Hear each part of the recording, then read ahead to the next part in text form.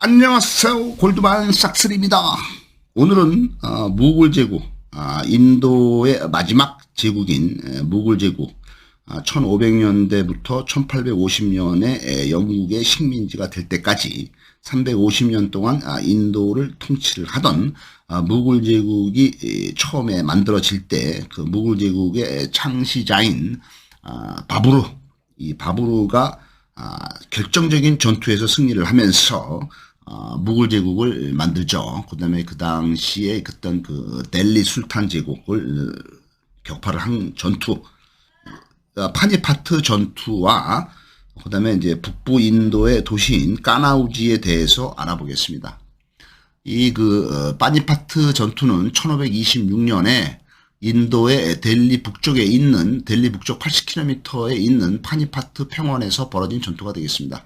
무굴 제국을 창업한 아프가니스탄 출신의 까불의 술탄 바부르가 델리 술탄의 이브라임 로디 제국이라도 부르죠. 이 로디를 이기고 무굴 제국을 창업한 계기가 게 됐습니다. 히말라야 산맥 구릉지를 따라서 내려온 남아한 바부르는 강가를 끼고 군대를 배치를 해서 적군인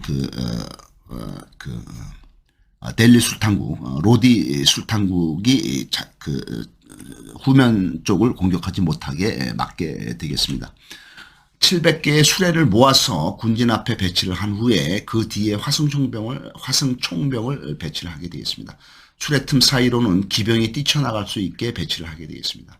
당시에 화승총은 장전과 발사에 소요가 시간이 너무 많이 걸리기 때문에 1분에 한 발 정도 쏘는 것도 어려울 정도로 질질 매는 거죠. 오래오래 끄는 거죠. 그 다음에 전면에다가 수레를 배치를 함으로 인해서 이 화승총이 늦게 쏘는 것에 대해서는 약점을 보강을 하고 적군, 그러니까 로디 술탄국, 그 다음에 델리 술탄국 적군의 코끼리 1000마리의 공격을 막는 역할도 이 수레 배치로 하게 되겠습니다. 그러니까 수비를 잘한 거죠. 바부르의 이 무굴 군대, 아프가니스탄 출신의 무굴 군대 2만 명이 로디 술탄국, 그 델리 술탄국의 4만 군대, 그러니까 2배가 넘는 군대와 대적을 해서 승리를 하게 됩니다. 바부르군의 총기와 화약의 폭음으로 인해서 로디군의 코끼리들과 병사들이 우왕좌왕하게 되겠습니다. 전면 공격을 하는 로디군의 앞쪽과 중앙부의 사이가 벌어지게 되고 바부르의 기병대가 그 우회를 해서 그 틈 사이를 공격을 하게 되겠습니다. 그러니까 적군을 이제 끊어놓는 거죠. 중간에서. 로디군의 대열이 와해가 되고 그다음에 이제 정군이 한 군데로 뭉쳐지게 되겠습니다. 바부르는 총기와 대포와 활을 총동원해서 한 군데로 모인 로디군을 집중적으로 공격을 하게 됩니다. 그러니까 집중 공격이 중요한 거죠. 나의 군대도 집중으로 모을 필요가 있고 적군의 군대도 집중으로 모인 군대를 한 방에 일망타진하는 계기가 되겠습니다. 이 로디 술탄국의 술탄인 이브라임 로디는 전쟁에서 전사를 하게 되고 로디 술탄국이 대패를 하게 되겠습니다. 인도 북쪽에 있는 큰 도시인 까나우주에 대해서 알아보겠습니다. 까나우주는 중세 인도 마우카리 왕조와 하루샤 왕조의 수도가 되겠습니다. 까나우지가 되겠죠. 이곳은 현재 인구가 180만 명이 있고 중소도시가 되겠습니다. 그 다음에 향수가 많고 담배를 만드는 그 다음에 불교 사원이 많은 곳이 되겠습니다.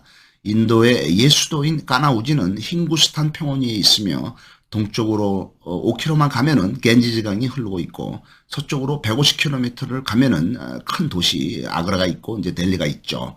근데 서기 5세기 굽타 왕조의 속국인 마우카리 왕조의 수도가 였던 것이 되겠습니다. 그래서 굽타 왕조는 서기 250년부터 550년까지 300년 동안 인도 북부를 통일해서 지배를 하던 힌두교 왕국이 되겠습니다. 까나우지가 여기 있죠. 까나우지 북쪽에. 그다음에 까나우지에서 5km만 가면 여기 겐지강이 흐른다는 거고.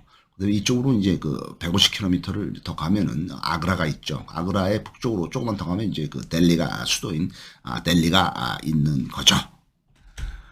서기 580년부터 647년 동안 70년 동안 북인도를 지배를 했던 왕조가 바르다나 왕조가 있었는데 바르다나 왕조 그러니까 서기 580년이 언제냐면은 북부 인도를 통일해서 지배를 하던 굽타 왕조가 서기 250년부터 550년까지니까 굽타 왕조가 멸망한 후에 바로 580년 바로 이제 그 이후에 이제 그 한 30년 후에 나타나서 거의 한 70년 동안 통치를 한 것이 이제 바르다나 왕조라고 있었는데, 이 바르다나 왕조의 하르샤 왕이라는 왕이 수도를 타네사르에서 이쪽인 이 까나우지로 이전을 하게 되어 있습니다. 바르다나 왕조의 마지막 군주인 하르샤는 불교와 문해 부분이 휩쓸려, 그러니까 힌두교의 굽타 왕조 다음에 들어선 바르다나 왕조는 이제 또 불교가 됐네요. 그래서 당나라의 승려인 이 현장이 이곳을 방문을 하고 대당서역기에 이곳을 기록하게 됩니다. 그러니까 인도의 불교는 이쪽에 그 겐지스강 이쪽 유역에 이쪽에서 이제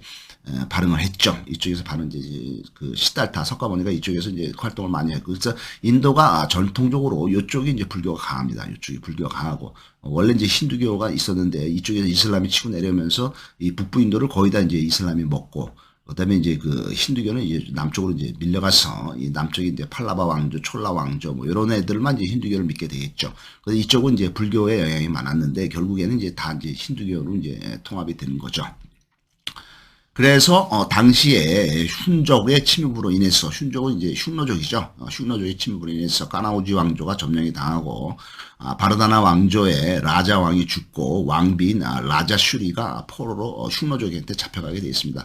이 그 왕 라자 왕의 동생인 하르샤가 복수를 하겠다 해서 전쟁에서 자기의 누나를 구하고 형의 원수를 갚는 걸로 되어 있습니다. 흉노족하고 이제 싸웠다 이거죠. 그래서 이제 하르샤 왕이 이제 했다. 하르샤 왕이 이제 수도를 이쪽에 이제 그 까나우지로 이제 옮겼다.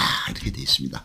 725년에 아소바르만이 까나우지 왕조를 세우게 되겠습니다. 북부 인도를 통일을 하고, 벵골까지 점령합니다. 동쪽에 있는 벵골까지 점령합니다. 750년에 북인도를 통일을 하고 벵골만까지 점령을 하게 되었습니다. 까나우지는 삼각지대로서 제3제국의 힘이 충돌하는 그런 교차추가 중심지가 되겠습니다. 동쪽에 있던 그 당시에 이제 동쪽에 있던 팔라 왕조, 그다음에 이제 서쪽에 있던 프라티하라 왕조, 그다음에 이제 남쪽에 이제 중앙에 있던 데칸고원의 라슈투라쿠다 왕조, 이 세 왕조가 맞붙는 지역이 되겠습니다. 그러니까 그 당시에 이제 세력권이 이 동쪽에는 이제 인도의 이제 굽타 왕조가 이제 멸망한 후에, 힌두교 국가인 굽타 왕조가 멸망한 후에 동쪽에는 이제 팔라 왕조가 이제 강성했고, 그다음에 이제 서쪽에는 프라티하라 왕조 강성했고, 이쪽에 이제 남쪽 중앙 지역에는 이제 라슈트라쿠다 왕조가 이제 강성했다. 요새 왕조가 강성했는데 요새 왕조의 힘이 모이는 요 가운데 이제 교차점에 바로 이제 까나우지라는 도시가 있었다.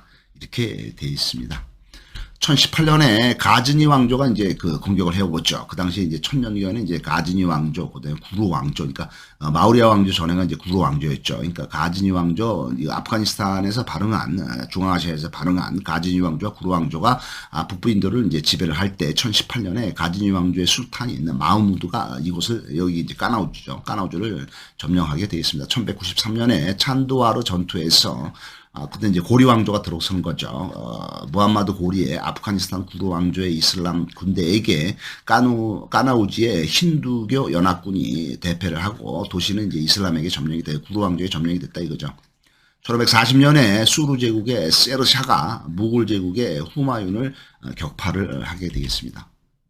그러면서 이 그 까나우지가 상당히 이제 중요한 위치에 있고 중요한 위치. 그러니까 지금 인도의 그 제국의 역사를 보면은 기원전 322년부터 기원전 185년까지 한 150년 동안에 있었던 것은 이제 불교의 왕국인 마우리아 왕조가 있었고, 그다음에 이제 서기 22년부터 서기 한 350년까지 동안 있었던 것은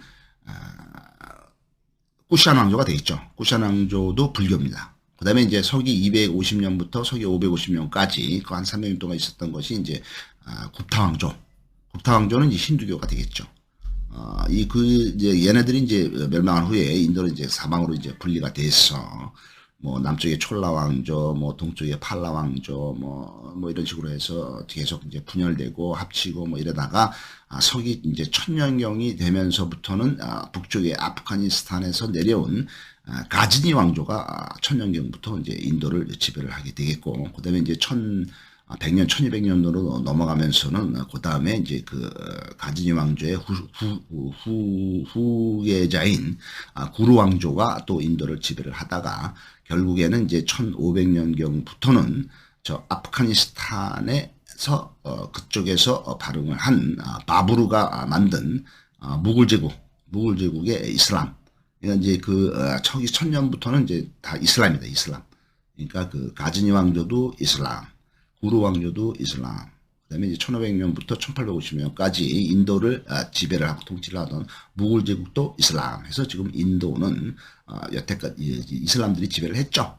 그래서 인도에서 분리된 파키스탄하고 방글라데시는 무조건 그 이슬람 국가고, 그다음에 인도도 지금 원래는 이제 힌두교 국가였지만은 북쪽 지역에는 이슬람이 아주 강성하죠. 그래서 인도에 여행을 가셔서 북쪽 지방의 어느 도시에 갔을 때 잘못하면은 전혀 고기를 먹을 수가 없다. 왜냐하면 그쪽에는 이제 이슬람도 많고 힌두교도 많은데 이슬람 애들은 이제 돼지고기를 안 먹죠. 돼지고기가 없습니다. 돼지고기 안 주죠. 그다음에 이제 힌두교는 그 소를 숭배하기 때문에 소고기를 안 먹죠. 그럼 가면은 잘못하면 이제 소고기, 돼지고기는 무조건 없고, 뭐 이제 뭐 양고기 뭐 이제 이런 걸 먹어야 되는데 그것도 이제 뭐 안 주는 데가 많고, 그러니까 거기 가면은 잘못하면은 인도에 여행을 가셔서 고기를 못 먹고 야채만 먹고 오셔야 되는 경우가 많게 되겠습니다. 감사합니다.